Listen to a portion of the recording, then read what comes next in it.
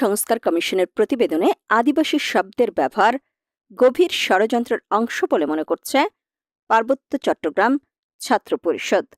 রাজধানীর শাহবাগে এক সংবাদ সম্মেলনে এমন ষড়যন্ত্রে গভীর উদ্বেগ ও ক্ষোভ প্রকাশ করে সংগঠনটি জানিয়েছে যে সাম্প্রতিক গঠিত গণমাধ্যম সংস্কার কমিশনের সুপারিশকৃত প্রতিবেদনে দেশের সংবিধান ও প্রচলিত আইন লঙ্ঘন করে আদিবাসী শব্দের ব্যবহার করা হয়েছে, যা বাংলাদেশের সার্বভৌমত্বের বিরুদ্ধে একটি সুদূর প্রসারী ষড়যন্ত্র।